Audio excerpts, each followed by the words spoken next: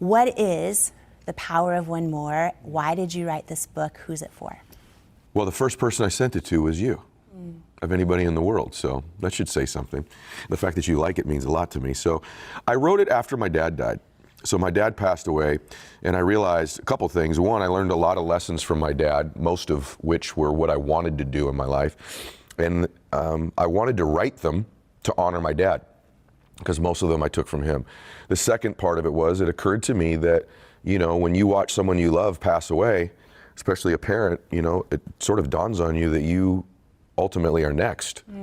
And, you know, that it made me really think about the end of my life. And, you know, what do I want my life to be like? What do I want, you know, what do I want to have accomplished? Where do I want to have gone? What difference do I want to make? What emotions do I want to have? And then also, like, what do I know about life so far? Because the older I get, the more I realize I don't know as much as I used to think I know. But there are certain things I've definitely discovered in my life that have helped me become more successful and happier. And I wanted to document them, you know, before I forgot them. And so I decided to go about writing a real manuscript, a thorough manuscript. I call it, you know, the ultimate guide to being either successful or happy. And those two things are sort of interchangeable, but it was emotional writing it. And I learned some things about myself and my dad as I wrote it. Some things dawned on me as I was writing it. Nope, that was from Dad too. That was from Dad as well.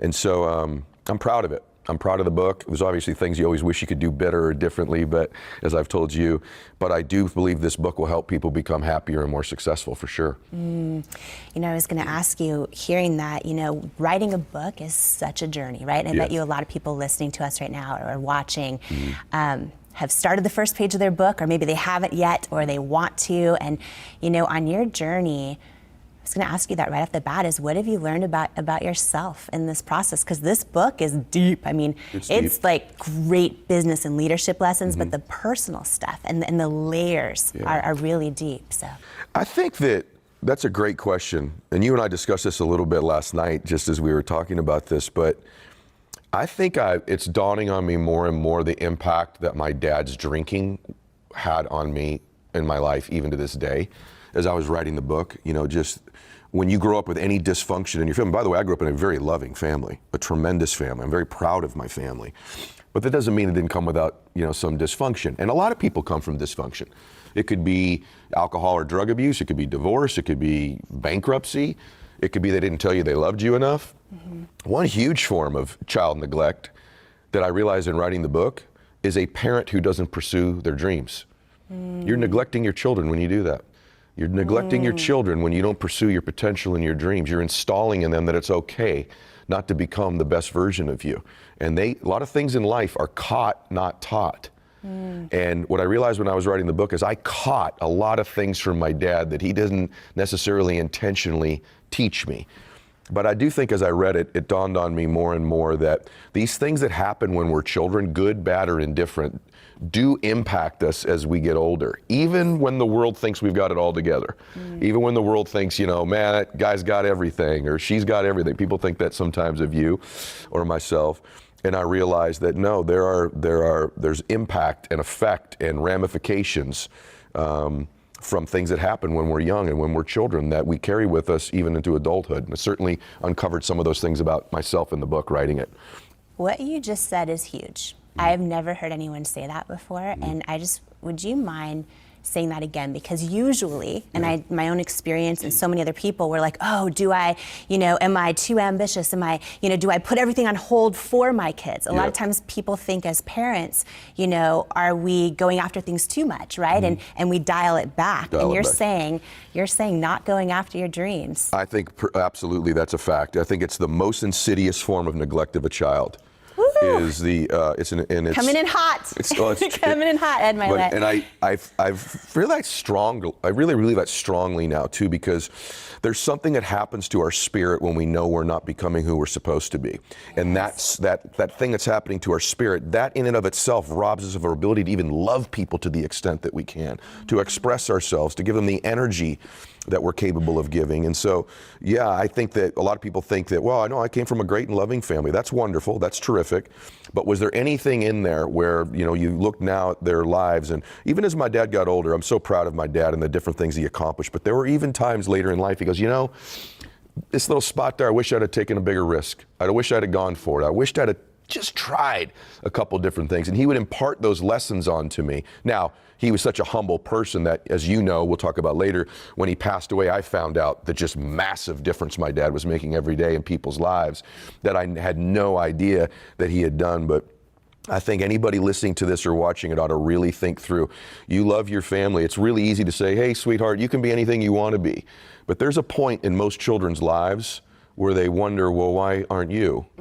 And at some point, all of us, like I figured out who my dad is in writing this book, right? I figured, at some point in my adulthood, I figured out who he was, who my mother was, how my mother's the lost person. She's just this beautiful person who literally held our family together when it wasn't, almost capable of being held together. But I have to tell you, all children eventually figure out who their parents are in the world. You're gonna love your parents, but there's an age where you figure out, who are they? What difference have they made? What have they achieved? What have they given? What's their role in the world? And so all of your children are going to eventually figure that out anyway. So you might as well go for your dreams now. And there's another notion, I'll just say lastly, this notion that, well, if I'm really crushing it at work, I'm going to be neglecting my family. Or if I'm really, if I'm at the gym, that's going to take from work. The truth is, I talk about this in the book about, extremity expands capacity. And the truth is that nothing's further, that's absolutely not true. For me, when I'm crushing it at work, I'm a better dad. When I'm a great father, I bring more love and compassion and joy and energy to work. When I'm fit and training and eating great, that magnifies positively all the other areas. There's this fallacy that if you have a lot of one, you must have less of the other. And that's just not true. In preparing for today, I am not taking a second of everyone listening and their precious time for granted. And you don't know this, but I've reached out to a number of your close friends, asking them, what would you ask Ed? Oh, no. I have reached out, and a lot of people on Instagram DMing me questions for you. And, this was going to come later, but I just want to throw this out there because it's something that you just shared. So a lot of your community sending me questions, right? So at Eclipse Holsters asked, and I want to share this because it piggybacks on something you just shared. How do you handle your family that doesn't necessarily want you to succeed because they're more comfortable if you stay stuck and poor like them? How do you walk in your success and enjoy it? And so I think that's interesting because you're saying your kids will figure out who you are and really, really go for it. And a lot of people are struggling because maybe their parents, their loved ones, their friends and family actually kind of prefer if they just stay stuck. Yeah, mine did. And, I could tell you on the other side of it, they loved me. Most of the time, they truly love you. They're very concerned about you. And let's be honest, if you're an entrepreneur, there's a lot of struggle. And most parents don't want to see their children hurt. They don't want to see you go through difficult times. Then there's the other part of it where they're like, oh, you're all after the money thing, or, what's important is family. And what they fail to understand because of their own limiting beliefs. Here's what's going to happen in your life. People with limiting beliefs are going to be projecting onto you their belief systems over and over and over and again. And as long as you are aware that that's what's happening, that it's not look, there's probably some folks in your family that are antagonistic against you, but the vast majority love you. They love you. They're projecting onto you their limiting belief systems. Here's what I can tell you that I know for a fact. That when you win, and I talk a lot about this in the book, the second chapter's about the Matrix, and I talk about Neo, and Neo in the Matrix is the one. And that I'm well known for saying that, that you can become the one in your family that changes the happiness and success level. Because in every family that you see that's wealthy or just happy, at some point in their lineage, way, way back, they weren't. And then the one shows up, the Neo, the Jamie in that family shows up. And here's what I can tell you, having been a person who sort of has been the one, is that you actually change the way they think eventually. And that my family now embraces bigger thinking. My family now embraces chasing dreams and maximizing your potential. It took a while, took a couple decades, but that type of talk will not happen in my family again. And so the fact that that's happening to you in your family makes it even more requisite upon you to go do something great so that that legacy of limiting thinking and small thinking and playing life small and settling for, listen, it's not just good enough to be a good person in life. You're supposed to contribute. You're supposed to make a difference. You were born to make a difference in your life. And so, yeah, a ticket into the game is being a good human. A ticket into the game is being kind and caring, which is pretty rare nowadays. So that's a ticket into the stadium. But then you got to get on the field and play. And to play the game is what life's all about. We were put here to play the game. And I can tell you that on the other side of it, here's the great news. Your family won't think that that way anymore when you're done. My family doesn't think like that anymore. My nephews, my nieces, my sisters, my mom, my family, they don't think like that anymore. They get it. And so I not only changed the financial dynamic of my family, I changed our emotions. I changed the way we think. And by the way, I would say that had my dad not made the decisions he made, I would have never been in a position. The sacrifices he made allowed me to be the one. And so the other thing, lastly, I'd say is a lot of you have beautiful souls in your family who have sacrificed so much for you. It's incumbent upon you now to rise up and to become that one that finishes the game, finishes the job. Some of you come from families with legacies of real tragedy in your family, or maybe you're born into a dynamic where your entire race has been victimized most of the generations of your existence, and you have ancestors that have sacrificed for you. I don't have that history, but many of you do. Man, you got to do something great and honor them and take it to the next level and honor those sacrifices they made. And so it'll change the way they think eventually. What you just shared is going to change someone's life today. Good. Like I hope hearing so. that, it's huge. And you talk about the one in your family, and two things to let everyone in on behind the scenes a little bit is, right before we started filming, we were sitting down just now and realized for the first time we both have bagged groceries at Safeway, pushed carts in the parking lot. Yeah, you were better at it than me, though. Yeah, you were saying that I was very good you at put it. the bread on the bottom and the I didn't eggs. know don't put the eggs and the bread and the cakes on the bottom of the canned food. No. Whoops. Yeah. But we were both, the one in our family, right? Yeah. And I think that concept that you talk about is so powerful because there's so many people out there that have that narrative of like, oh, where I come from maybe limits where I can go. It's like, no, you can be the one in your family. Well, you're a much better example than most people that know your story. You're a tremendous example of that being the case. And so, well, thank you. And I knew you were going to try to make it about me today. Yeah. I'm like, we're going right back to you, Ed Milet. You're in the hot seat. This is about you. This is about you. Thank you, though. Yeah, and that's true about you. One other thing I want to share, because I want to dive in deep to the making of Ed Milet in a second. But just to share one thing, as your friend, I'm going to do this. Because what I learned from writing a book is no one knows these things. And I'm just going to share it with everyone in your community because so many people, millions of people have been listening to you, served by you, getting your free content every day on your show and all your channels. And for everyone listening who loves you and maybe is like, how can I actually support Ed? I'm just going to say this, because now you wouldn't say this. Okay. When you, as an author, when people order your book, and not just order it, but pre-order it, right? Before it comes out or the first week it's out, second week, that is so important. And nobody knows this, right? And let me just share with everyone listening, because it's super important that you do it. If you're gonna grab a book, right? You're gonna grab The Power of One More. Grab it now. Do a pre-order or do it first week it's out. Thank you. It's a big deal for authors. And the reason why is retailers, they need to see that demand so then they can keep it in stock. If they don't see that beforehand, then the book may be out of stock, right? I know you don't care about making any of the lists, all the bestseller lists, but a lot of those are determined on your first week of sales. And so I'm just gonna take a moment as your friend. I know you're gonna be embarrassed if I say this, but every single person watching right now, like, we got some good stuff coming. So let me just say that, but pause this interview if you can, if you have not grabbed this book. First of all, this book is life-changing, but also, pre-order it. If you're gonna get it, if you're able to get it, do it now. A lot of people think like, oh, I'll get it next month or the month after, because they don't realize it actually helps the author so much when you grab it early or right when it launches. And what I love to do, by the way, to support my friends too, is like in your Amazon address book, just click a few people and then send them one too.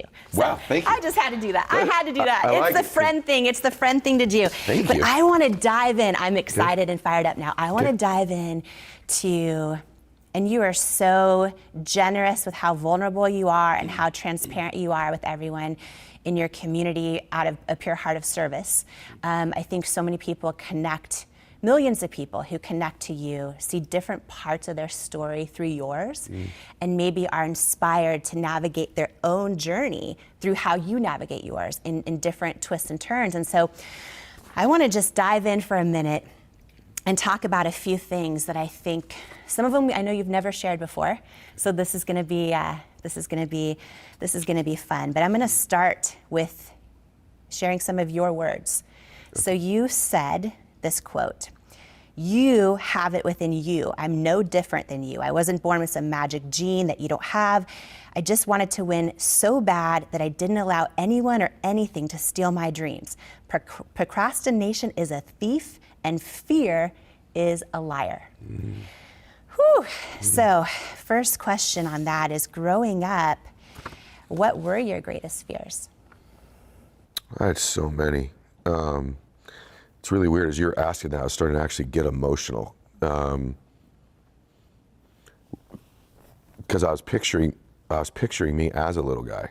And it's just dawning on me how scared I always was. You know?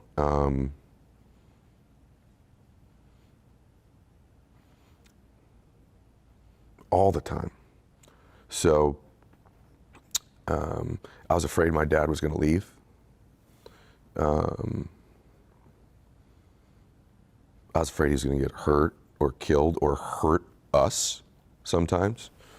And the idea of fear was around me all the time. So just going to school afraid I'd embarrass myself. No one would know this because I had this pretty good mask I could kind of put on where, I don't know why it makes me so, it's bizarre right now. It just, if I'm being real about what I'm thinking right now, I'm telling you what I'm thinking, I'm actually thinking I still am. I'm actually thinking I still am. So, and I don't know that, I was afraid of everything. So I was afraid of being a failure. I was afraid of letting people down. I was afraid my family wasn't going to exist. I was afraid people would figure out who I was and that I wasn't that special, figure out how average I was. When I even had success, like when I played baseball, I'd have this fear that it was a fluke. I still have a lot of that to this day where I'm like, it's a fluke. They're going to figure me out eventually. They're going to figure out I'm not that big of a deal.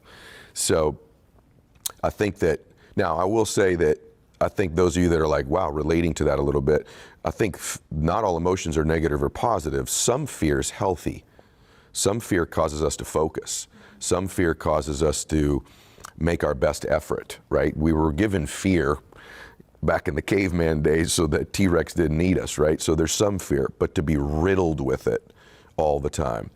And I think I'm still a little bit of that guy. I think I still have a lot of it. So I had lots of fear. I had a lot of chaos. I realized as I got older, and by the way, I talk about in the book that you have an emotional home, that you have these 3 or 4 or 5 emotions you get on a really regular basis. And it's just, the reason I get emotional talking about it right now, and I've never said what I just said out loud, ever. Not to my wife, not to you, not to anybody, not to myself, is that even though I've worked really hard on taking an inventory of what emotions I want peace, I want joy, I want ecstasy, I want happiness, and I've really got a lot of those. Like I really have intentionally given myself the gift of those emotions. The one that I've not ridded myself of regularly is fear. I'm still afraid. I'm afraid the book's not going to be successful. I'm afraid my podcast isn't going to do well. I'm afraid my speech isn't going to go well. And so the truth is I still have a lot of that. And that's a good thing at 51 years old to say, hey, there's still room for me to improve. There's still things I got to work on. And I don't want anybody that follows my stuff all the time or me to think, oh, he's got every single thing figured out. The truth is, as I'm talking to you, I'm realizing even a little bit more, not realizing I was going to say this at all today, but that's still a thing I got to really address is fear. Yeah. Do you have a fear right now that if you lose your fear, you'll lose your edge? Yes. You're so brilliant. Yes. We have these things that we do in life that we think are why we're successful. Now, I know that too. Like, I know that I used to think my intensity, almost my temper when I was young in business. Thought, hey, you take away my temper, because I'm winning with my temper, right? So you take that away, I'm not going to win. The truth is I was winning in spite of my temper. I was winning in spite of my lack of emotional control. But this fear dude's been with me since I can remember. This fear is my friend. This fear is like my closest companion. right? And so to let go of that guy is makes me fearful, is to do it. And I think sometimes what you think when you have that thing is you think, I'm just talking from my perspective, I can manage it. I'll manage it. And maybe I do manage it sometimes okay, but I shouldn't be as afraid as I am. I don't need to be afraid, you know, and I still have a huge amount of it. So yeah, I do have this thing, like if I let that go, I wonder what my mechanism to achieve is. Like, what's the driver now? If I'm not afraid of anything, then am I just gonna start laying around and doing something, doing nothing, you know? So I do have an element of that. And I actually have tools for this in the book that I should give myself the gift of using. So it's a great question. Yeah, you do. And I'm wondering, just hearing you talk about this, you know, there's a famous quote by the rapper 50 Cent that says, either pray or worry, but don't do both. I'm wondering too, in your journey of fear being an emotional home for you, to use your reference, like, is this part of your spiritual journey to learn that it's not all on you? Yes, and when I'm good, that's what I've told you this too. When I'm really feeling like I'm in my calling or doing something I'm at my best is when I am in that state. I also think it's probably why I do pray so often. I wonder if sometimes I'm praying to rid that monster that's like sitting there all the time. It's why I am such a praying person. And yes, certainly, like, consciously I know that it's not me anyway. Consciously I know that I'm being protected. But I'll share something really personal. Like I feel like I'm talking to you. I forget that it's my show. But it just dawned on me as you were saying that. I pray for protection and comfort every day. So my prayers evolve about different things I'm working on, but one that never leaves me is that, you know, Lord, let your will be done, and allow me to surrender to your will and protect me. And my dad used to, before games when I would play, my dad we would never pray that I'd get 3 hits in a game. My dad would always say, just pray that God protects you, protects everybody else, and that you get to play to the best of your ability. And if that's enough, great, and if it's not, great. And that prayer would always really comfort me before events. And I still do that before we do this, or before you know, I speak or I have a big meeting or anything. I always just pray that same exact, I don't know why it makes me so emotional, but I just pray that exact same prayer, you know, that your will be done, and I just do the best that you can have me do. And if that's enough, great, and if it's not, that's okay. So. It's so beautiful. It gives a peace, right? You know, I wanted to ask you about something that I think has affected you. I know it's affected you, but so many people listening have this in their life, and maybe they shove it in the back of their mind, but it's still there, and that is this idea of labels. And what I mean is, like, so many of us have had, maybe it's when we were kids, someone called us a name, or you know, we're in a situation and someone says, oh, but you're not smart enough, or you don't have what it takes, or you're the wrong fit for this, or you don't come from the right family, or this, that, the other thing. And a lot of times we then find ourselves as an adult, and that label is like stuck and it's taken root, and now it's sort of coming out in our lives, and we haven't even thought about it in years, but it's still there, that identity. When you were, I think it was 8 years old, you were called Eddie Spaghetti. Eddie Spaghetti. Can you share how that happened and how you did or didn't let that label take root? Yeah, I talk about this in the book a lot too, is that, and how to overcome it, which I have. That part of me I've leveraged into something pretty strong. But I talk about in the book that a lot of the beliefs we have about ourselves were installed in us, our identities, these thoughts and concepts we believe to be most true about us, our worth, they were installed in us when we were defenseless as kids. So it's like, be a good boy, be quiet, be a good girl, don't do that, don't make too much noise, and you start to develop this identity when you're young, and then when you get out into the world, because you believe it, you confirm it, and then you gather more and more references for it, and before you know it, you're 20 or 30 or 35 years old, and it's who you are.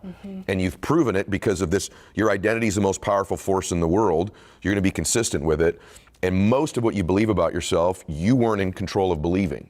It was put there when you were a child. Well, same with me. So you have this combination of this kid who's at home, things aren't real stable there most of the time. Sometimes I feel like I overcook that too, because when it was good, it was very loving. And the other thing is I had this loving mother 100% of the time, right? 100% of the time. And great grandparents and lots of great stuff, but there was this thing, right? So you have that anxiety going in chaos, going to school, I'm a little guy, I'm shy. I'm very, very shy. You know this about me to this day. I'm still very introverted, which surprises most people because of the speaking and stuff in the show, but I'm super introverted. And I just started to get picked on. And this Eddie Spaghetti, your meatballs, right? And the class would sing it to me and they'd see me get upset. And it started to develop into this pattern of you're not good enough all the time. And then I remember, you know, a few years later, a baseball coach, really, I was become a pretty good player, but we had a great player on our team who went on to play like Major League Baseball for many, many years. He's still a really good friend of mine. And I had a couple bad games and I was down. And our coach pulled me into his office. He was sort of a mean dude. He's a good dude, but he was a tough dude. And he pulled me into his office. He goes, "Hey, Eddie Spaghetti, this is now I'm a teenager." And he goes, "Did you ever think that maybe you're just not as good as him? Like you going 0 for 3, like you can go 0 for 3, he can't. So why don't you just accept the fact you're just not that good?"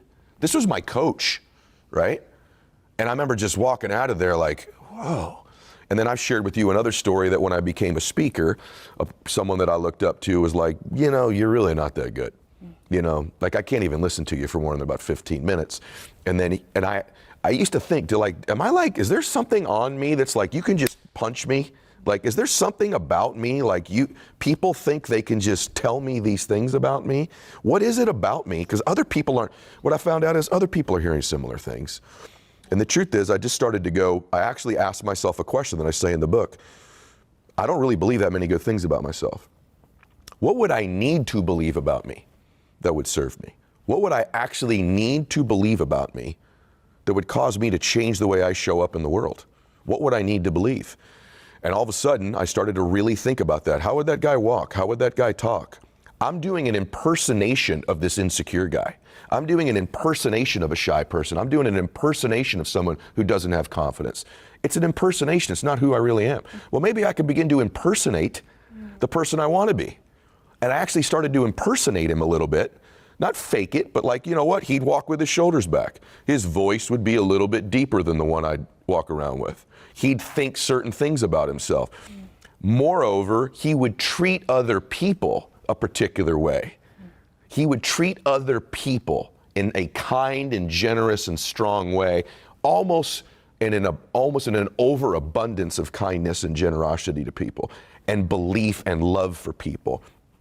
And a lot of that happened when I worked at the orphanage. I was like, now that's the guy I like. That's the guy that I am. I'm the giving guy. I'm the kind guy. And you know what? I found out when I did that, I took it away from me, as we said earlier, and it was about other people, that I found a lot more peace. So I just started to become that person, and slowly but surely, I think I am that person.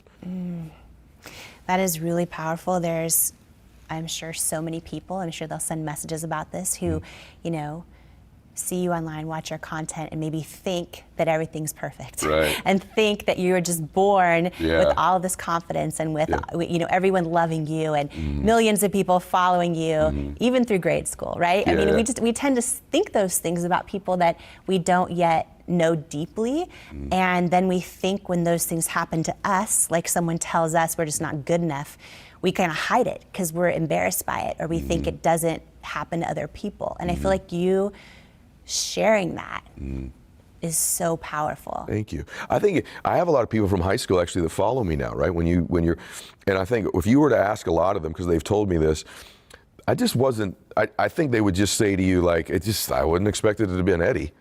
You know, not like he was a complete, I was just there. If that makes any sense. Like, no, I would not, there was no like most likely to succeed in any of my, you know, yearbooks or anything like that.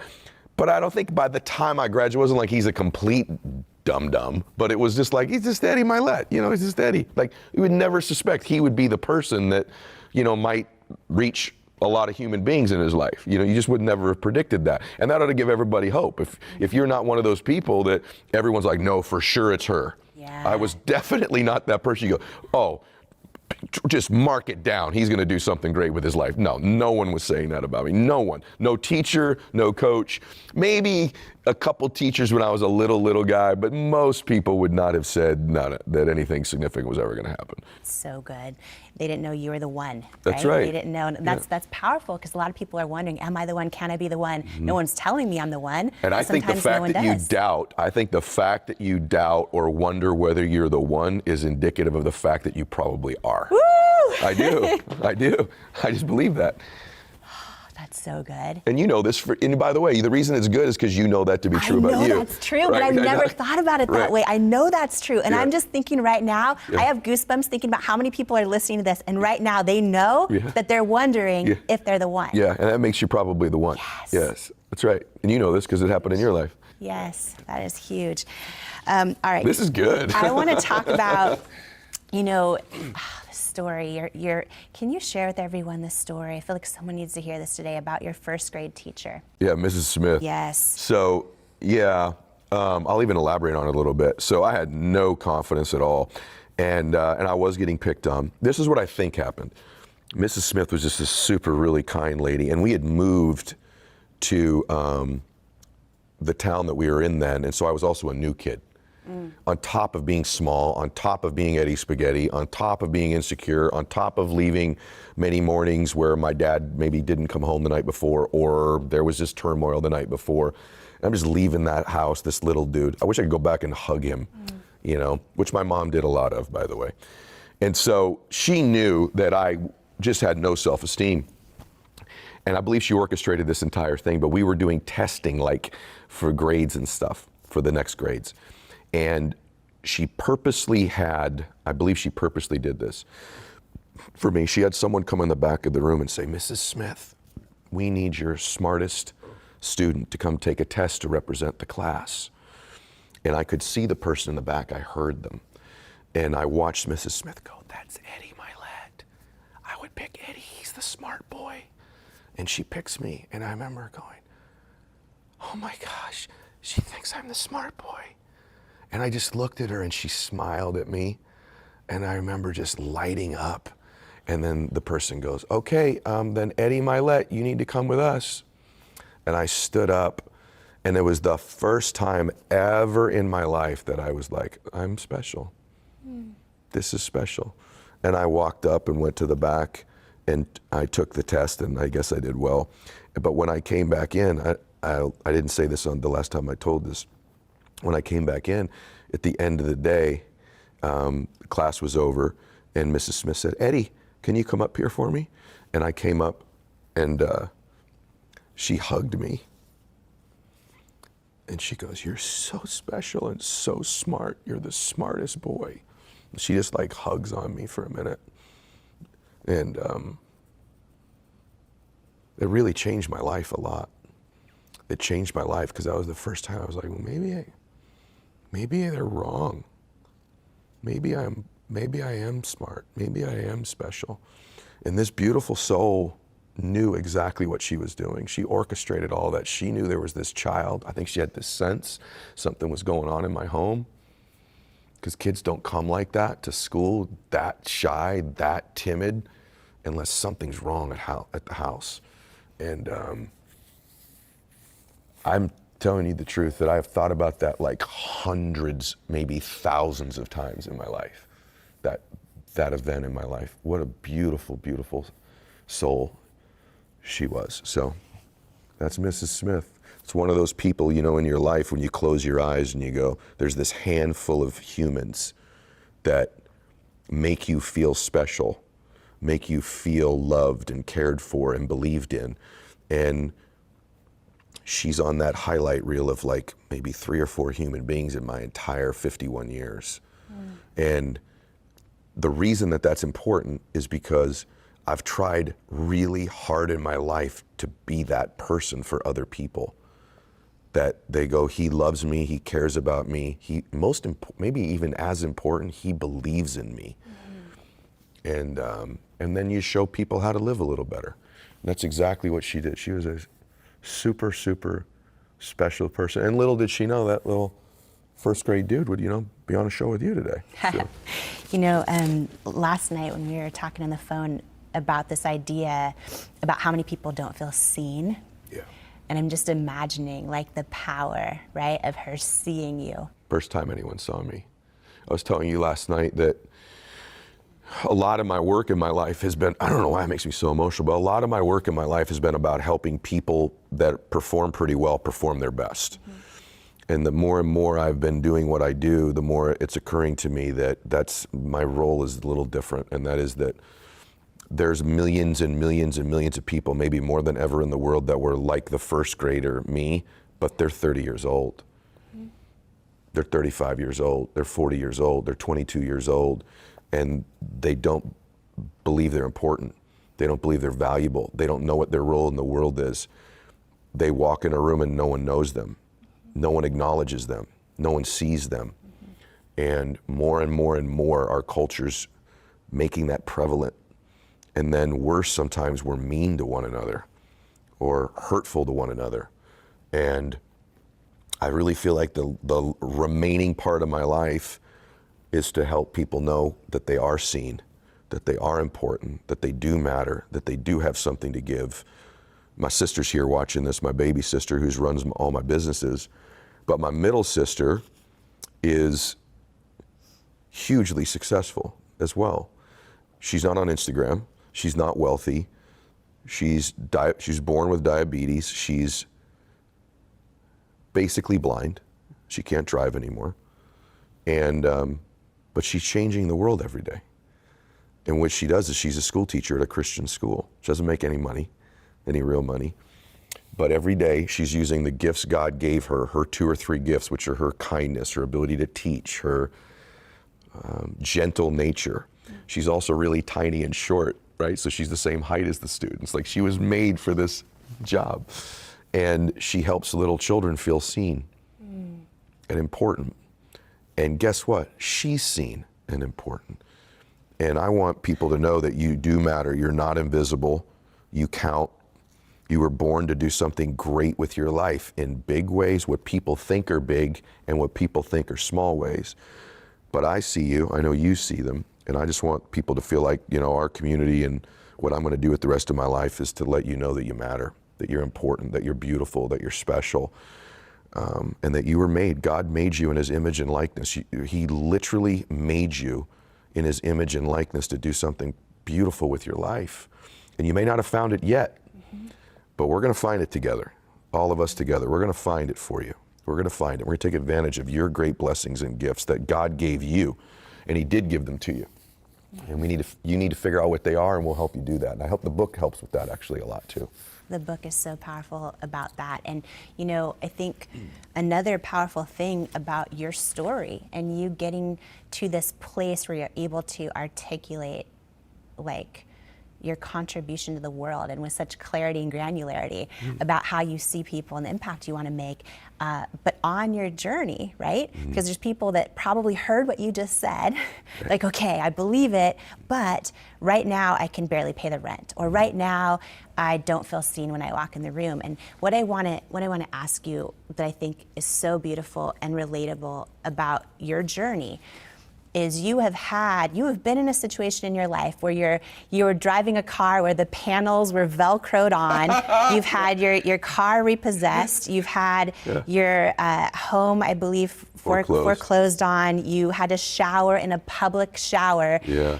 Can you share about that time in your life? And in that time, did you still have this sense that you had a calling, that you were gonna make it, even if you didn't see a way at the time? Because I think there's people listening right now that feel like they're in that spot, and they think, okay, I'm meant to do something great with my life, but look at my situation. Yeah. But you've been there. I've been there. I've had all that stuff happen. The hard part for me was that, like I said earlier, I had these fears. Maybe a lot of people can relate to this. I wasn't really sure that I could do something great with my life, and then when I started to, I was like, maybe I can. And then when I have this setback, I'm like, I knew it. It was a fluke. And the worst, though, was when the water got turned off. When the water got turned off and we would have to go down to that outdoor shower. We were newly married and take showers every morning there, and I'd hold the towel up, and Christiana would brush her teeth and shower outside, and then she would hold it up for me. And then I'd totally emasculated and ashamed would walk up every morning to that apartment. And I'm trying to sell the dream, and I'm living a nightmare. Right? But I have to tell you that my faith during those times, I did actually have a little bit of a sense that, you know what, I'm gonna do something great. And I got really, really, really, really close to not believing that. But my dad had this thing where when he got sober, and it's just stuck with me, thank God. My dad, when he got sober, I said, Dad, are you gonna stay sober the rest of your life? And this is where the power of one more comes in. My dad says, I don't know. I can tell you this, I'm gonna stay sober for one more day. And so when I went through that, my dad called me. I was really broke. My dad goes, you thinking about quitting? And I go, yeah, I'm close. He goes, just don't quit for one more day. He's so wise. And I didn't. And that not quitting for one more day and holding on would go to the next day and to the next day. But there were these glimpses in my life where it's like, you know what? I may not be the smartest or the best talker. I definitely don't have the highest IQ. I'm not the tallest dude or the strongest dude or the best looking dude or any of that. But I'm not going to get outworked. I'm going to outwork you. I'm going to do one more rep in the gym. I'm going to do one more phone call. I'm going to do one more email. I'm going to do one more text. And I did have this overriding opinion, which I opened the book up with, that, you know what? I am one meeting away from changing my life. I'm one decision away. I'm one relationship away. I'm one new thought. I'm one new client. I'm one away. I never thought it was impossible. And I also really believed, here's the thing that I had an advantage of. I believed in this one more stuff so strongly that I also didn't think it needed to be 25 years away either. I thought it was like, even for you, in your career, you struggled and struggled and struggled and struggled. And then, you know, the QVC moment happens, right? And so there was this one moment, one decision, one meeting, one show. And it wasn't all the one, because there's all the things you led up to that. But it was a catalyst that put you to a new level. It catapults you to a new level. And so for me, I always was looking for that one. What's the meaning? What's the thought? What's the emotion? What's the seminar I should go to? What's the breakthrough? And I stacked up these one mores, and I did have this sense like, I am gonna be the person who is pursuing these one mores much more aggressively than most other people will, because I'm not the smartest. And so because I'm not, I have to outwork people. And I can control that. And I think anybody who knows me will tell you back in those days, and even now, they'd say that dude doesn't get cheated when it comes to work. I won't get cheated. So that humility of knowing my limitations. Some of you that are like, I know I'm not this or that or the other. Awesome. That's great. Let's leverage that into being a one more thinker, being a one more doer. Let's leverage our humility. That humility you have, which is all it really is, you're way more talented, way more gifted, way more favored than you know you are. But let's leverage the fact that you don't believe all that stuff about you. You don't have to believe all these great things about you. What we have to do is do the right things for right now. And as we do the right things, all this evidence is going to start to appear for you one by one by one by one. And by the way, I'm not unique to that. Jamie's story is identical in just a different way, in a different form. And if you took apart most people who are successful, there are these one meetings, one relationship, one decision away from new levels all the time. And I did have a belief I would find those. Yeah. When I read the open of your book, I instantly went to, you know, as everyone I think will do, you apply it right away to your own life. Yeah. And you start thinking about, where could I have done one more? Where did I do one more? And it made all the difference. And the first thing I thought about was, you know, for me, it was hundreds and hundreds of no's, but I learned to sort of change my relationship with rejection and just keep going for that one more. And then I eventually got that one yes. Yeah. And then I eventually got the one show, and I would email, you know, trying to get into a retailer who told me I would never, right? And it's that one more email, and you don't know which one it's gonna be, but when you go for that one more. You change your relationship. Let me ask you this. You change your relationship with the one more, or with the rejection. Do you think to some extent that people, I write about this a little bit in the book, but I'm more and more believing this. Do you feel like maybe you have a different relationship with pain than most people? Meaning, I feel like to some extent eventually, because I got a lot of pain in my life, I think my relationship with it changed. That the presence of it didn't mean necessarily I was a failure, or the presence of pain or adversity used to mean to me, see, that's proof I'm not. Right. But now, at some point, the presence of pain, my relationship was like, I'm gonna get something from my pain. I'm gonna get pain anyway. And I talk about this a lot lately, but all pain is temporary. It's when we believe it's permanent. Nothing's permanent. My father's body, other than my father's soul, My father's body even wasn't permanent. My body's not permanent. So the pain, my father's pain in going through chemo or radiation or the surgeries wasn't permanent. Yeah. And so the pain you're in, whatever it is not permanent. Don't make permanent decisions based on temporary pain and temporary conditions. And at some point, my relationship with pain changed just a little bit to where the presence of it, Napoleon Hill says that on the other side of pain, if you can survive the temporary, you get introduced to your other self. And that's so profound to think, this presence of pain in my life, if I can survive the temporary, on the other side of it, I meet another me. And usually another version of your life is on the other side of it. So now when pain comes into our lives, it's not that we want it, not that we embrace it, but we almost dance with it differently now. Because we know on the other side of this, there's another us. And you know this to be true. You've met many different versions of yourself on the other side of temporary setbacks and pain. Yeah. So have I, and I hope that helps everyone. It does. Well, and I don't fear it anymore. Me either. I want to get really real about pain, though. I don't want to say inflict pain on yourself, cause pain. You're very hard on yourself. And I think that may surprise a lot of people because you are also so inspiring and uplifting. And you just, oh my goodness, can you just pour into someone and have them just believing to the point where they're flying? You know what I mean? Flying high with belief. Thank you. And this other part of you is so hard on yourself. Yeah. Can you share that? This is what I've finally discovered as I've gotten older, is that when you allow yourself to feel loved and valued, you'll actually achieve far more significant things. So this actual feeling of, if I get this achievement, I get this significance, then I'll get love, is actually a limiting level of significance and achievement. But someone who feels loved, someone who feels cared for, someone who feels valuable, they go achieve far greater external things anyway. And it's not always just achievement. It also can just be attention. So sometimes people conflate attention with love. Yeah. So if I can get this woman's attention, if I can get this man's attention, if I look, my look, if they think I look great and I can get attention for that, then I'll feel loved. Or if they think I'm really smart, then I'll feel loved. Or if I can read them my resume that I've got an MBA or I've got a doctorate, then I'll feel loved. Or I'm gonna tell them about my jet and my car. I meet people all the time where I live here that's like the first 3 minutes is their resume. I've got this, I've got that, I did this, I did that. And I've literally stopped people here before after a while when they do it with me at this particular place I live in. I go, hey brother, I love you. It's cool, brother. I love you. You're cool with me if you had that jet or you didn't. I don't love your jet, I love you, right? I don't love how beautiful you are. I love you, right? I don't love what you're achieving. And so we have an achievement addicted culture as well that's lying to people by saying, if you'll just go do these things, then you'll feel better about yourself, then you'll be happier.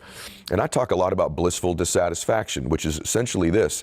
People conflate. You can be dissatisfied and want more and still be blissful. You can live blissfully and still be, dissatisfaction's healthy. Dissatisfaction says, I'm capable of this and I'm doing this, I want to fill the gap. That's wonderful. Nothing wrong with being dissatisfied. That's totally different than being unhappy though. So you can simultaneously be blissful and happy and dissatisfied to the extent that you want to grow and change. I would love to hear just a little bit of the story between nobody believes me, everybody hates my brand, and $1.9 billion to L'Oreal. Like, something in there happened. Something went right. Can you kind of talk about how and when you finally caught traction, and what that little season was like? So we, no after no after no after no after no. And I had entered us in this big beauty competition. It's like this, it's called CEW Beauty Awards, and it's in New York City. And I it was, there's six. So imagine this huge, like exhibition center. Sure. And there were 6,000 women walking the floor that are part of this organization. And all the beauty companies from around the world are all there. And it's once a year, and you get a 3-foot booth, right? And all the big products that launch all year long, all these companies enter their product in an award.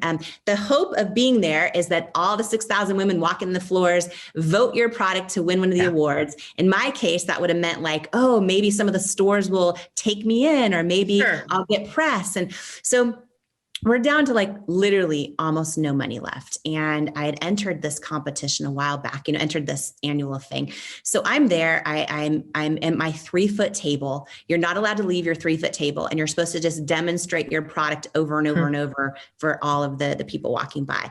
So I'm there, and all of a sudden I see QVC has this giant booth there in person. I had never met anyone in person, right? Okay. And they've been telling me no for 3 years. Alan Burke says you're not the right fit, all that.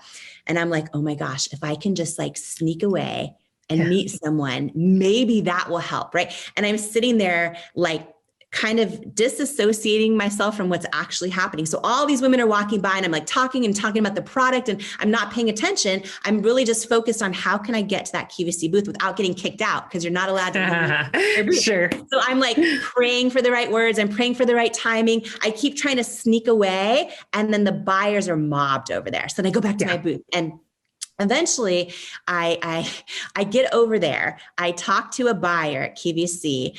She knew who I was based on not me, but the company name, because she'd gotten a million samples over the years. And I was like, I think your customers would love our, I just pour my heart out to her. She gave me her card and said, let's set up a meeting sometime. And I thanked her. I went back to my booth. Now, in that moment, I thought, does she really mean it? Yeah. Is this just a courtesy? Like, here's my card. Totally. So I'm back there now at my booth, continuing demonstrating the product over and over. It was our concealer by Under Eye. And I'm demonstrating it over and over and over, and still not paying attention, really not present, because I'm now replaying everything I wish I would have just said and all that. Sure. All of a sudden, a woman comes up to me. And she introduces herself, and she says, hello, my name is Miss Lisa Mason. I'm a QVC show host. She'd been a show host for 17 years. I didn't realize that earlier in the night, she'd come up to me and I was demonstrating the product with her. I didn't recognize her, and because I was not paying attention. And I was like, oh, and she goes, I just want to tell you, I think our QVC customers will love your product. Wow. And I looked at her, and tears started streaming down my face. I think I freaked her out, because she didn't know what I knew, which is like, totally a lot of business. Everyone has said no. Of course. And I think I scared her, and she's like, oh, sugar. I don't have any say over if the product goes she goes, but I want to let you know. It's not a contract.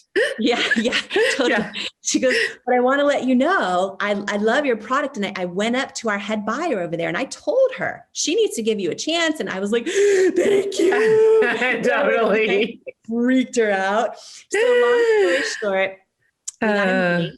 Had a meeting with the buying team, and QVC's over in Pennsylvania. So I flew out for that. We got a yes. But here's what it meant. And this part of the story, by the way, probably the biggest life lesson, business lesson I learned in the whole journey. We got a yes. And what it meant was we got one shot to go on QVC Live in this 10-minute segment. And we either had to hit their sales goal or not come back. And here's the context, right? We're doing, 2 to 3 orders a day on our website. Yeah. I learned that to hit their sales goal in that 10-minute window, we have to sell over 6,000 units of our product. Over 6,000 units, and then I learned that the offer is a consignment offer. So what that meant was I wasn't going to get paid for the product yet. I had to figure out how to pay for, manufacture, ship in over 6,000 units of our concealer. And then if it didn't sell, I would have to take it all back and pay for it, right? So normally, you would never want to say yes to that. There's that saying in business, never accept a purchase order you can't afford to lose, and could not afford to lose it. But we also, at this point, it was hundreds of no's. And it was like, okay, well, we can do it this way and go bankrupt, or we're probably going to go out of business anyway. It was that moment. So we decided to say yes. Then we had to figure out how to pay for the inventory. So it was over 20 banks said no for an SBA loan. This tiny bank in California gave us an SBA loan just for the amount to cover just that, the inventory for that one QVC purchase order. So everything was on the line, is my point. Yeah. And we met with third-party consultants. And this is where one of the biggest, I think, and most difficult decisions I've ever faced happened. We met with consultants that said to us, and they help so many people sell their product on QVC or in stores, and they help a lot of people, and they're amazing, and they give you the best advice they know. And they said to me, okay, if you want a shot at doing well, here's what you need to do. You need to produce your segment this way and use this type of model, which was all flawless skin. Of course. I'm like, okay, but here's my thought. I go, what if I go on and I have real women, like what if I put a model in her 70s and all different shapes, ages, skin tones, and skin problems? I go, what if I take my makeup off and show my bright red rosacea? And they're mortified at this idea, right? And they're saying and we would argue about it, because I'd say here's the thing. When we talk about intuition, my intuition said, here's the thing. If I'm sitting at home watching someone show a product and I don't see someone that looks like me, totally. How do I know it's going to work for me? Right. And I was like, this doesn't make sense that you have one age and one skin tone and flawless skin. This doesn't. But they were giving me the best advice they knew. They wanted me to win. So I was in this spot, right? So many of us get in this spot in life where our gut's telling us one thing, and then experts are telling us another. Yeah. And I flew out to QVC a week before this one big shot, and I got this rental car. And every single day for a week, Jen, I sat in this rental car right out front of the QVC building. It's this huge campus. And I just watched people walk in and out of the front door. And I sat there and prayed and cried and went through all these scenarios in my head, right? Because I was like, okay, because there was so much pressure. I knew the next time I walked through those doors, I was going to walk out either bankrupt or, with my whole life changed. Totally. No in between. Yeah. And I just thought okay. And there were moments I know you can't fake authenticity. I know that. I know viewers are smart. I knew intuitively that the only way to succeed was to fully show up, and with the authentic mission and why I was doing what I was doing. But oftentimes we know the right thing to do, but it's also the hardest thing to do. And so there were moments in that car where I struggled with doubting my own gut. I thought thoughts okay, well, if I try it their way and then maybe it works. Sure. Right. Eventually I'll try it my way.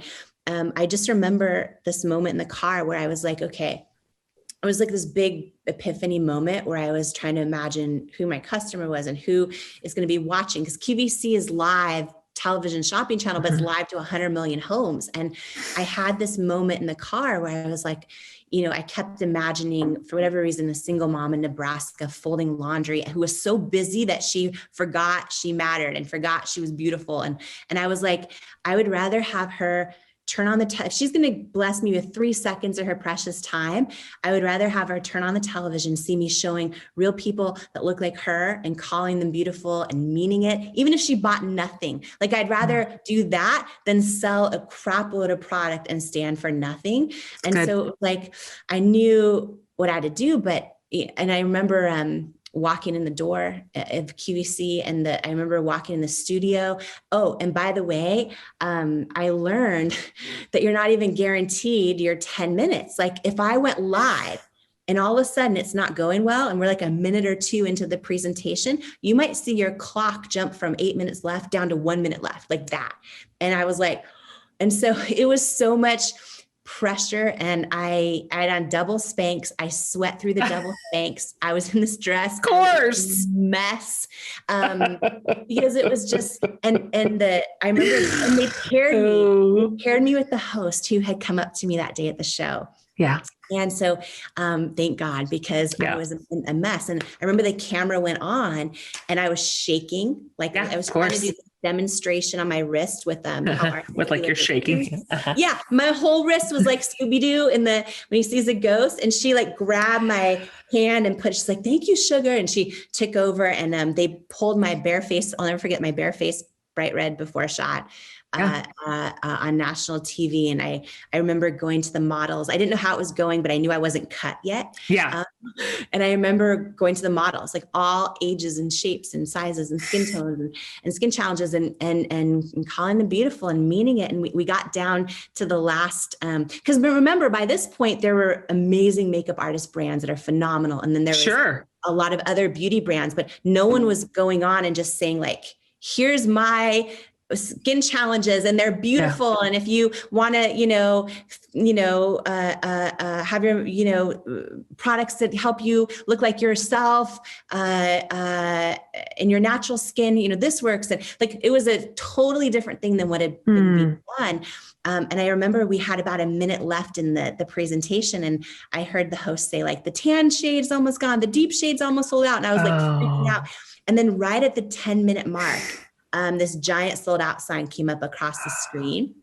I start sobbing on national TV, and then they cut from me and go to like Dyson vacuum or something. And my husband came running through the double doors of the QVC studios, and I'm like sobbing, and I'm like, real women have spoken. And like, we're not going bankrupt. And I was like, ah. And that one airing turned into 5 that year, right? So this is that in between space of hundreds of no's so that one airing turned into 5 that year and 101 the next year. And then we did over, and still do, over 250 live shows a year. And within, I think it was 4 years, we built the biggest beauty brand in QVC's history. And I only share that because it was years of them saying no, and not just no, but you're not the right fit. A firm no.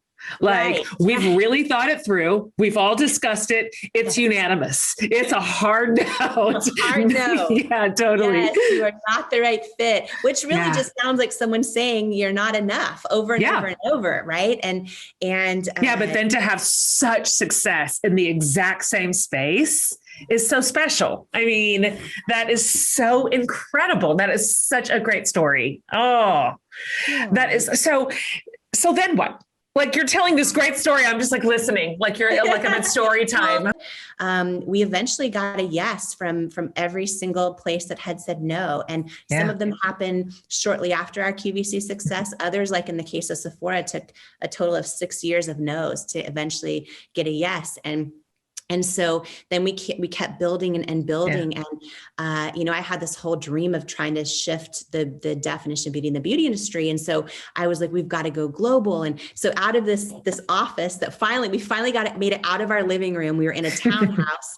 And then we made it out of there and got an actual office space. And then we started growing and growing, and we grew to over 1,000 employees and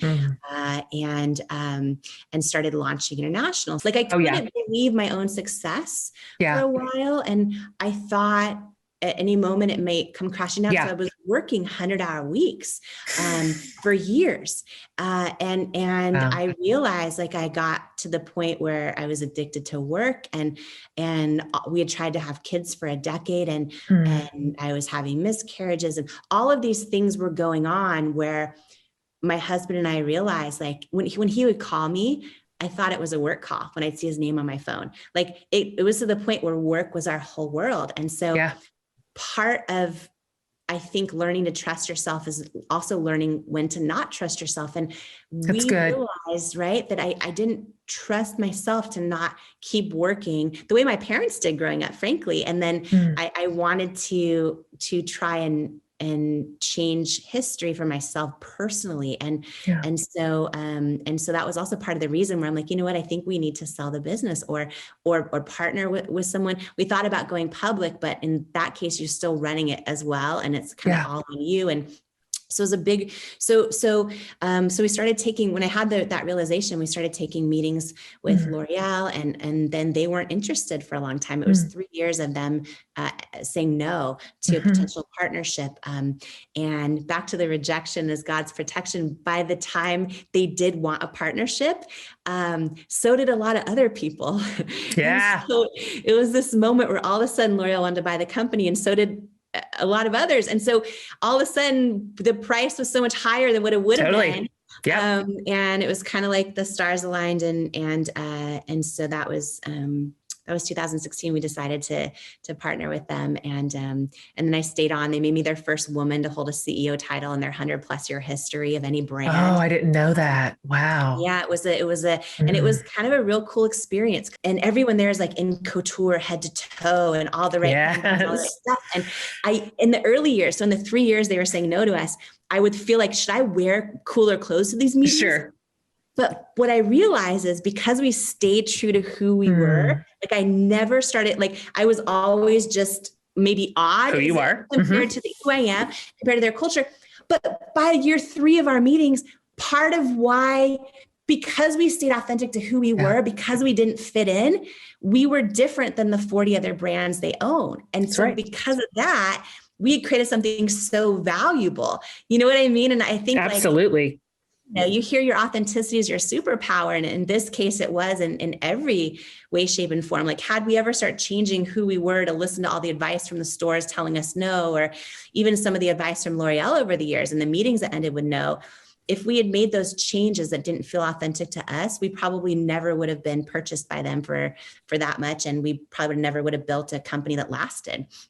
Do you know what's so funny about that is you're telling that story? I have such a clear memory because when I was, let's see, honestly, I think I was 22. I might've been 23. I went for the very first time. I don't even know if you know what this is. It's kind of in a bygone era, but there was this huge conference that traveled around, a Christian conference called Women of Faith. I don't know if you ever heard of that or went to it, but it was like an arena conference, like an arena tour. And I'd never heard of it. And well, I'd never heard of it because I think that year was its first or second year. But anyway, it came to the town that I was in.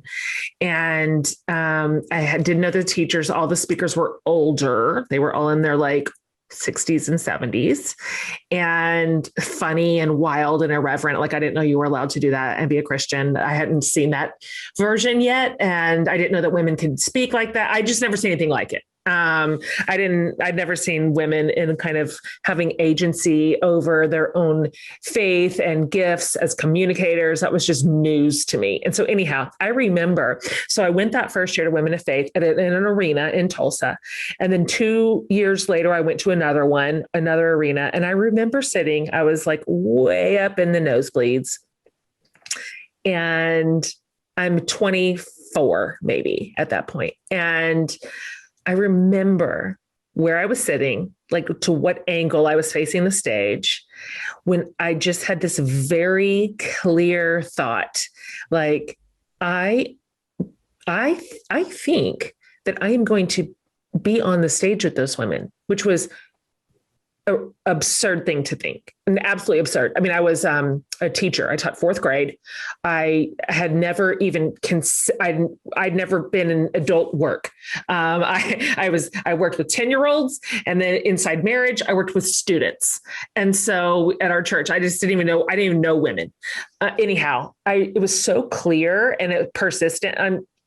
It just hung on for years. And then, 8 years later, I surprisingly to myself even move into this space as a writer and as a communicator, and then ultimately as a teacher and speaker. And so in 2015, their event, and so I'd seen them back in 1996. So in 2015, the organizers of the event got in touch with me and said, it's the farewell tour. It's the last year of Women of Faith. It had been like 20-year run. And we would love for you to join the tour for its last leg of the race. And I just remember sitting there going, what in the world? I mean, I remember that thought from 20 years earlier that didn't even make sense. It didn't even have a home. I didn't even have a board to Velcro it to. Like, I wasn't even in that world. I didn't even know about it. And so I love listening to your story, and it's giving me such like nostalgia in my own heart for sometimes the ways that if we're still enough and quiet enough, if we'll listen and trust it, there's a knowing that we are given maybe 20 years before we need it. maybe 20 years before it's even going to ever come to fruition. And yet there it is. And thank you for including that part of your story. Thank you for saying that. Thank you for alluding to it over and over in this interview. As you've built all these huge things throughout your career, how did you stay focused, especially in an industry, you were in the beauty industry. I don't know if that's the proper way to describe it. But how did you stay focused? Because clearly, as you get more successful, more people want to put things on your plate, more distractions come available, then social media comes out. And it's like, I mean, what are your practices for staying focused? I think people would be really fascinated by that. Yeah, today I was thinking about this before we hopped on. Like today, I'm really having to implement tools on focus.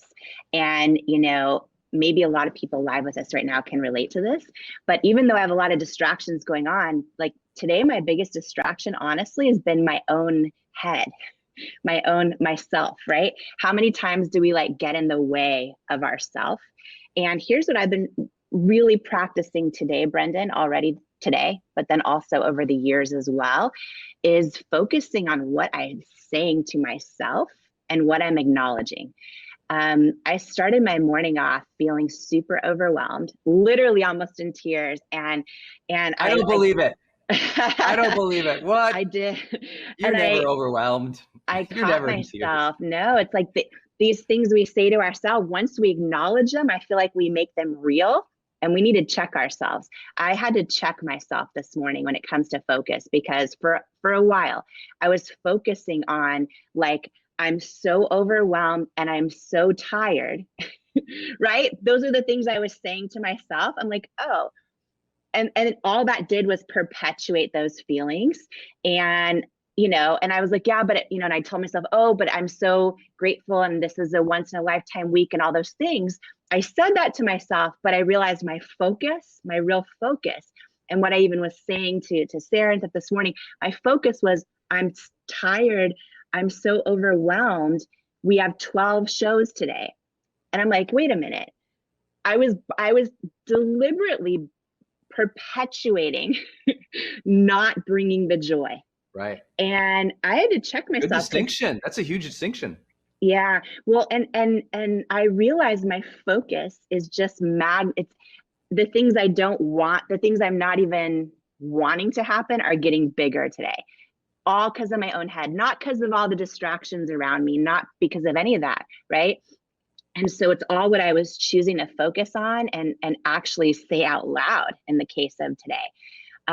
Your self-talk becomes your self-concept, and your self-talk becomes your situation. Yes.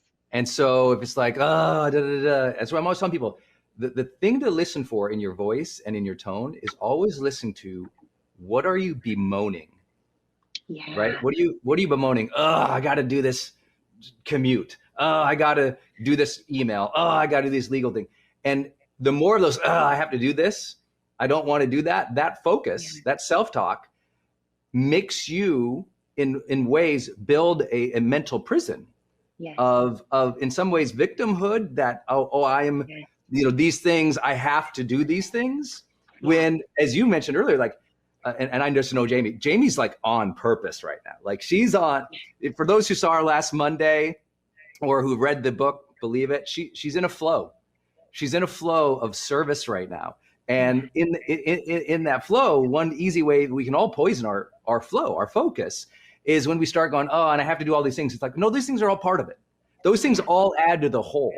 And so listen to your own tonality with yourself. Is when you bemoan it, beware. That's what I always say to myself. Oh, I'm bemoaning. Oh, beware, Brendan. You're gonna close off the flow. You're gonna close off your heart. You're gonna close off your ability to serve at higher levels of energy and frequency that people need.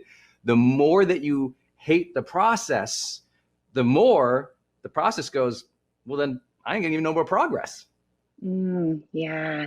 And even just focusing on the tough parts of the process, right? Or this morning, really, it was, I'm so tired. I started focusing on that, and I feel like it literally magnified and took over, my emotions took over everything.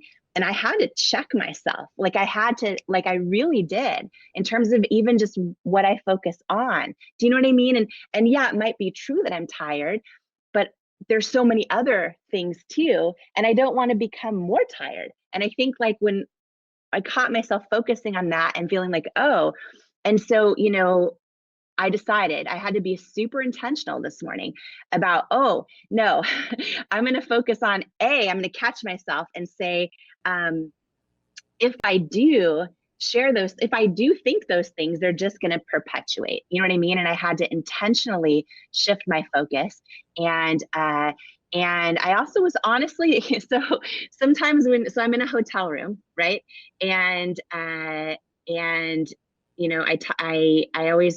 this lesson the hard way in life, that life's not meant to do alone.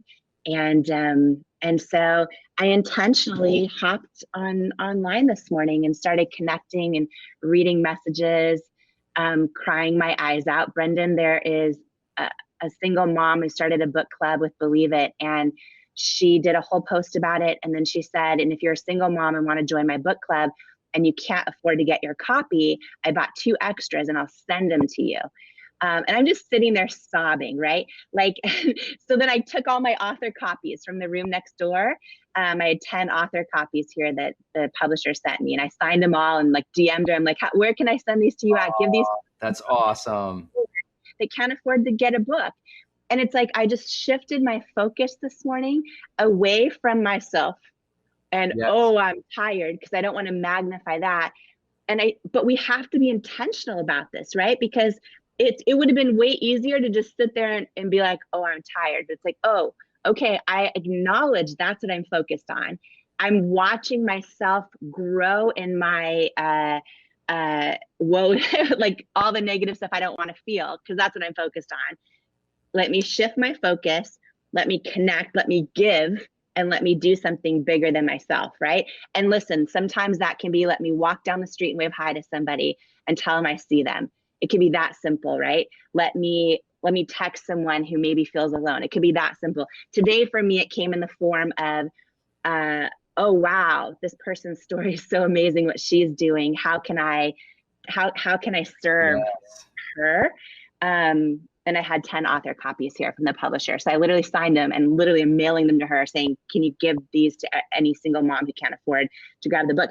And it snapped me out of the crap I was focused on for a hot minute. And I love it. Right? Refocus on the things I want to magnify, which is the feeling of goodness, of service, of aliveness, of feeling the day, right? Those kind of things. So yeah. I love that. She used connection. Right. So she started with connection, like, oh, let me look outside myself. Let me see who I can serve here. Let me see, even if she went to DMing friends, or she went to, sending audios or videos to people. Many of you guys know we always teach that in growth days, like, hey, send 5 encouraging voice texts or videos every day to friends or family or your customers, your teams, every day. It just gets you out of your head and into that. And then the second thing is generosity. Like, oh, I'm going to send these people a free book. I'm going to sign this thing. I'm going to help these people in this way. It's like, it shifts you. Like, the higher levels of frequency in your life are always going to come from service. They're always going to come from that so that true, generosity. Yeah. It's like you want to turn on. Like, we do this. Hey, I can promise you guys, sometimes we do this morning show and we're like setting everything up, and we're talking through things as we're setting things up, and we're getting ready. And it's like, we're not like enthusiastic or turned on yet, if you will. And then we hit go, and now we go, oh, we can add some value here. Oh, this is gonna be fun.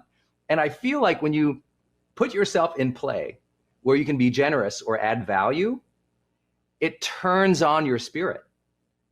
We hear it all the time from you guys in Growth Day, our Growth Day members, like, wow, I finished that live session, I'm fired up. I finished that thing, I did my goals. I finished this, and it's just beautiful to see. And I just feel like we all have to remind ourselves that. Don't get stuck in your own thing. However, I will have to say responsibly, or people are going to give me a hard time. And that is this. Also listen to that truth. Yeah. When your body is saying, I am overwhelmed, I am tired. Yeah. Don't just run it over with positive thinking. Also go, I need to make an action plan to stop taking on so much that I'm overwhelmed Yeah. And to stop taking on so much that's compromising my sleep, or I need to get support, or I need to it's like, hear it, acknowledge it, adjust an action plan for it, and then shift into the service. But I think it's important, don't run over that, because that is a signal from your body going, oh my God. Jamie, Yeah. What did you learn in this process? Like, if you had like 2 things that came to mind for these folks of like manifesting a huge visionary event, like what 2 things come to mind? Like, hey, I was able to manifest this because these 2 things. What do you think comes to mind? Oh my gosh, Brendan. Well, it's wild to answer that because I don't know if I've processed it all. Do you know what I mean? I know you haven't. Yeah, it's like happening in real time. So you guys, right before Brendan and I just hopped on live, we're in the room, we're in a filming room right now, and with other people here, my publisher from Simon & Schuster was just on the phone, and we're processing everything happening live. But I think that, what I would say is just, it also, it starts with believing that it's possible, and being willing to put yourself out there. And we talked about this a little bit with just being willing to try something. I had no idea how this would go. It was my first ever live event that I've ever done. Show up every day. Yeah. She showed up for her belief and her dream every day. And now she's, the #1 best new release on Amazon. So already a #1 bestseller, her first book. She pulled off her first event yesterday. 200,000 people watched. Yeah. So why can't you dream? Why can't you try something you've never done before? Why can't you say, you know what? I have this feeling in my heart, and that feeling in your heart has been sown there. She and I both believe in a creator. We believe in God, and there's some divine reason you've been gifted with all of those impulses you have, those dreams. They've been I always say, they've been sown into your heart. And if they're there, follow them, work for them, ask for them, dream for them. And if you do it over and over and over for a decade, like she has she did IT Cosmetics, and then for the last 2 years. So yesterday was the culmination of 2 years. Yeah. And not just her, it's cool. It's not just her last 2 years. It's Dean's team mastering the model. It's Sage teams mastering the production. It's Tony building the studio. Like all these serendipitous things had to have happened across 4 or 5 teams and across 19 speakers. All these things happening in all of our lives all had to come together to one day. And it only happens because every one of them is moving their lives forward. Yeah. And so you want to be around the people. This is why we talk about Growth Day so much. You want to be around that spirit of people who are absolutely growing, moving towards their dreams. Even if we can talk about discouragement and we can have empathy and we can be like, life is hard and it's a struggle. We can honor the struggle and just keep moving things forward. Because think about, if all those people hadn't been moving their lives forward in the last 2 years, the innovation required to pull off yesterday would not have happened. Yeah. Right? So it all came, it's what Paulo Coelho, one of my mentors and great friends, he wrote the book The Alchemist, best-selling, the most followed author in the world online, and the 5th best-selling book of all time, The Alchemist. Here's what he said in The Alchemist. He says, when you pursue your dream, all the world conspires to support it. So good. And so you think she put this book out there, she put this event out there, and all the world, the last 2 years, is conspiring. Isn't that beautiful? So beautiful. So that just asks, that reminds me. So what is your dream right now? Like you're joining us live right now on the Growth Day Morning Show. What is something on your heart that if you just put it out there, if you put it out there more boldly, if you take that step, if you make that ask, if you ask someone to show up for help, how is the world then going to conspire, right? All the world conspires for you. And you show up each day. Yeah. And you work with faith. Yeah. How many times was this event in your mind and this book launch in your mind a train wreck? In the last 4 weeks, how many times did you cry? Did you get overwhelmed? I don't want you all to see this beautiful makeup she puts on and this beautiful soul she is I've taken off on the morning show. I've taken my makeup off on the Growth Day Morning Show. I just want you all to listen very closely. What you saw yesterday didn't feel that smooth in the manifesting of the dream. Yeah, so good. Right? The output.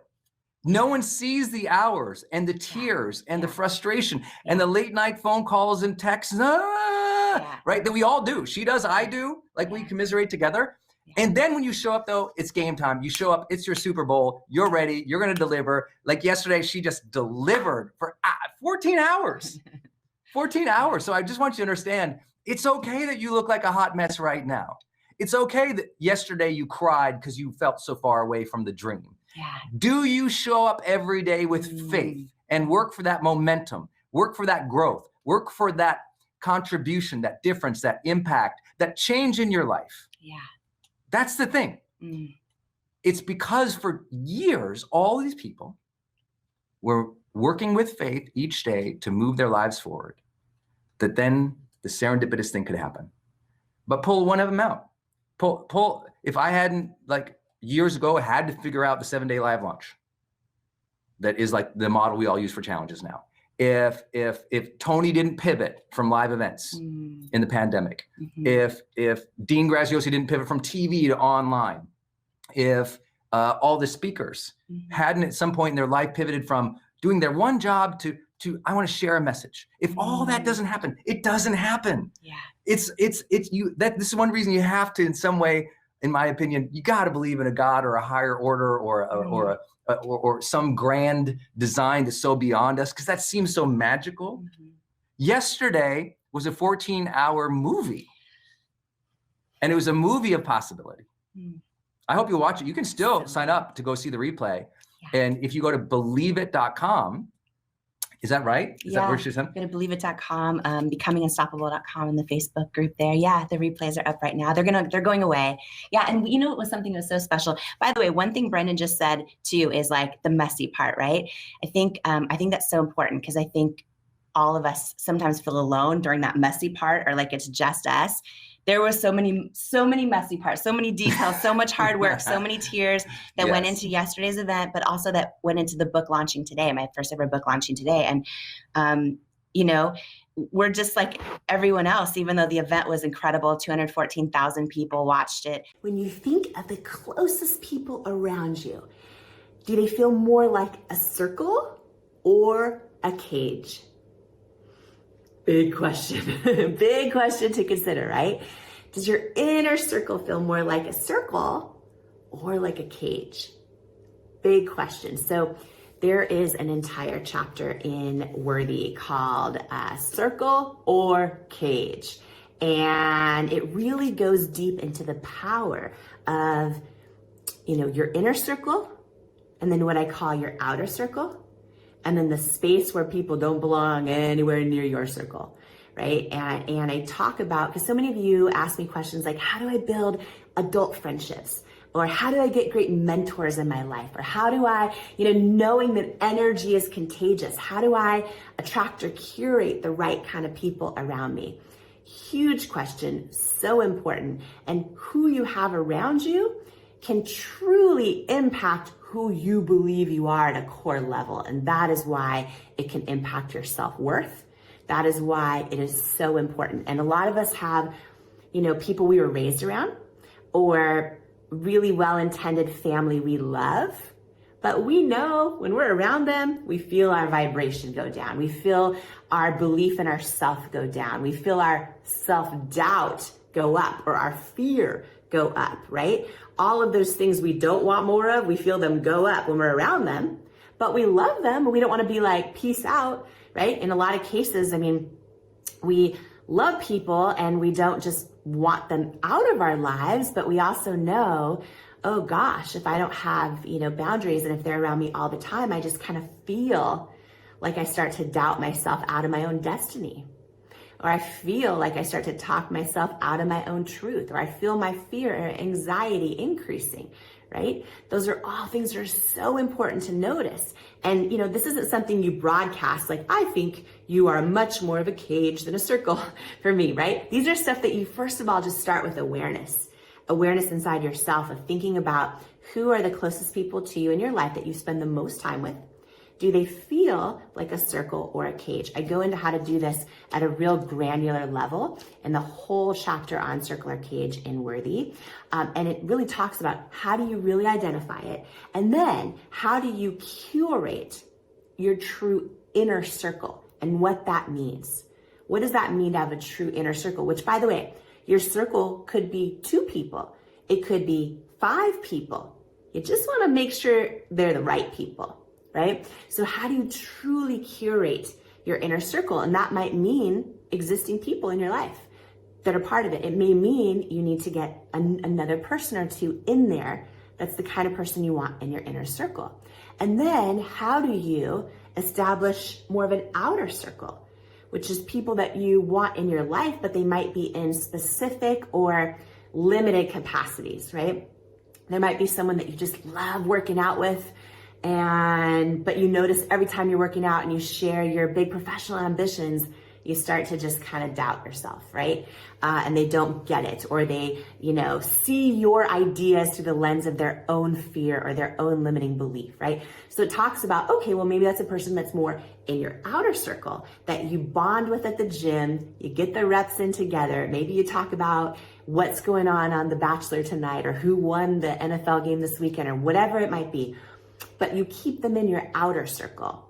You don't share those, core big goals and dreams and hopes and ideas, because if you do, their self-doubt is going to stick to you, right? So who is it in your outer circle, and how do you set boundaries up around there, and how do you nurture and love on those relationships and keep those relationships you want to keep in your life, but you move them out of the inner circle into the outer circle? And then I go deep in here into Circular Cage, which is one of the chapters, one of the more than 20 tools in Worthy on how to build self-worth. I go deep into how do you truly identify if a person should be nowhere near your circle at all? And then what do you do about it, especially if they are loved ones, friends, family, etc. So this is super, super important. I shared an excerpt from Worthy on my Instagram and social recently, and it just went bananas. People sharing it like wildfire. And I think it's because so many of us can identify with this. And it's a definition really of what your inner circle should feel like, because I'm going to share it with you in a second, but here's what I want to say. When we eat Cheetos, we get residue, orange residue on our fingers. When we drink blue Slurpee, our tongue turns blue from the blue residue, right? When we eat a food of a particular color, our tongue might get the residue of that food. Well, that's real physical residue we can see. There's also emotional residue, which is when you spend time around people, how do you feel after? Their emotional residue sticks to you. So if you walk into a room and you're like, I do not feel welcome, or these people are mean, or the vibration's low, or whatever it might be, and you leave that room, you kind of feel that that emotional residue sticking to you, and you just want to shake it off. Emotional residue is a real thing. It's so important. I go deep into it in Worthy. And here's what I want to share about your inner circle. I'm going to read it to you from an excerpt from the book, okay? Your inner circle should feel like a hug and taste like freedom. It should be a place you can exhale, where you can mess up, get it wrong, cry it out, all with the unshakable certainty that love won't be withheld from you if you do. That is how your inner circle should feel. So today, ask yourself, are the people closest to you more of a circle or a cage? And let's get busy putting them in the right spot. Inner circle, outer circle, nowhere near your circle, because it is one of the most important tools to building unshakable self-worth. Ladies and gentlemen, rock this house and welcome to the stage, Jamie Kern Lima! Baby Kern Lima! Every single one of us has had someone tell us we're not enough. Every single one of us has had someone say words to us that hurt.